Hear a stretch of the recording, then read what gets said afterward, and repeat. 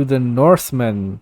Sadly, it still hasn't released here, and I haven't watched it yet. But you, the Viking, have seen the movie Yeah. and have seen yourself in it. Have you? No, I didn't actually. Maybe I Oh, don't know. It's because the movie's very fast paced. Like I was there for the some of the action sequences, and they're so fast paced and stuff you like know, that. Even next though a time lot you of should them just weren't. jump in front of the camera once by accident. Yeah. Oh, sorry. Um. Yeah, I didn't get to see myself, unfortunately, but I was very intrigued for this movie. Not because I was a part of it in a way. I was an extra. I wasn't anything important, but the first trailer came out, and it blew me away. It was really cool. This Viking revenge movie where Alexander Skarsgård's, that's his name, isn't it? Alexander Skarsgård. Yes. His character is on this revenge mission to kill the Viking that killed his dad, and his dad was the king of this group, the Viking group, and he had a settlement, and he was betrayed, and he was killed, and Alexander Skarsgård's character witnesses this as a child, and he says this kind of thing to himself: "I will avenge you, father. I will save you, mother. I will kill you." Whatever the character's name was, that killed his dad, and he keeps this with himself for, I'm guessing, maybe 20, 25 years. I'm not too sure, 30 years or whatever. And he has been a Viking, going all over the world, fighting in battles, ruthless, taking over communities, villages, and stuff like that, as Vikings do. And that, look, the story is cool, the premise is cool, but everything outside of this movie is just impeccable. The visuals, the cinematography, some of the one shots, the score. By God, the score is so Yep. cool. It mixes in Norse mythology. Is it? They're Norse, aren't their Yes. mythology?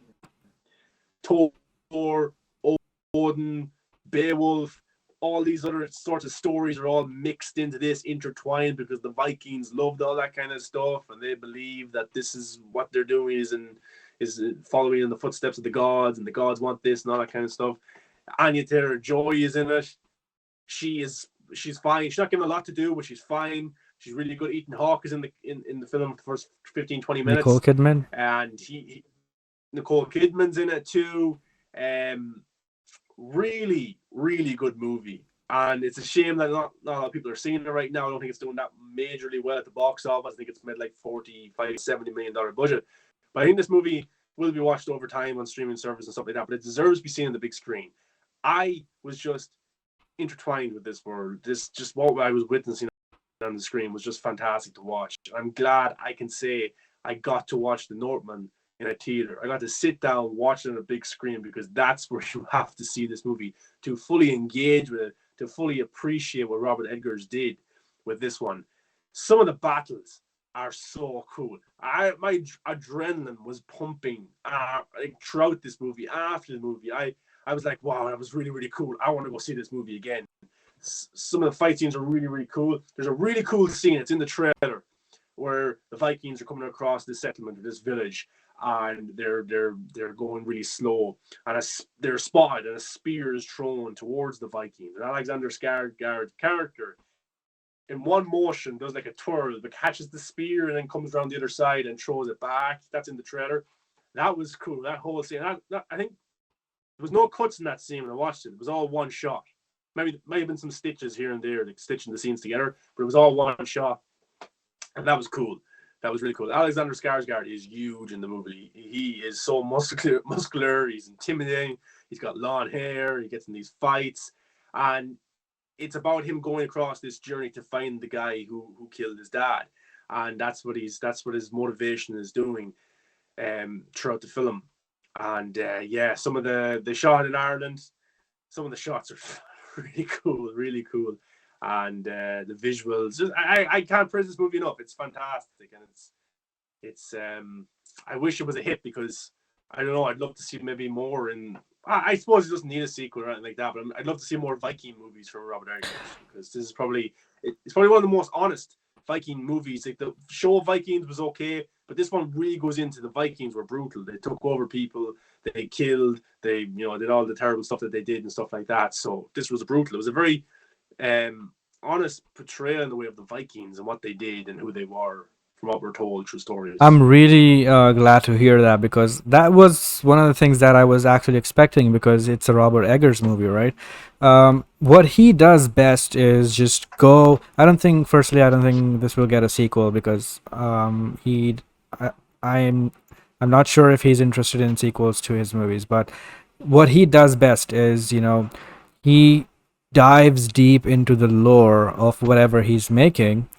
For example, when The Witch came out, he fully, researched old England and the way they speak, the way they dress, the culture over there and all that, the language, and he incorporated every single thing of that into the movie. So when you watch a Robert Eggers movie, now I am able to say that because it's a thing now. When you watch a Robert Eggers movie, it feels like you are transported into that world and it feels authentic. So that's one of the signatures of his, and he did that with The Witch. He did that with The Lighthouse. The Lighthouse is also a weird one because it's it feels kind of fantastical. It feels fictional, not that realistic because of the stuff that happens in it. But everyone who has watched that movie, most people say that they probably didn't understand what was going on throughout the movie, but they loved it. So it's another one of his movies that you get transported into that world, and you just the language is different, the clothes are different, you just feel part of something different. So I'm glad that that has extended to this movie as well, and I just wish, the only wish was that I could see this in theaters because I missed the previous two in theaters. So I just, I'm disappointed that this movie is not coming to the theater, but I'm definitely gonna watch it as soon as it becomes available digitally. I'm a big Robert Eggers Yeah, fan, as you can say probably. I'm gonna watch literally anything he makes.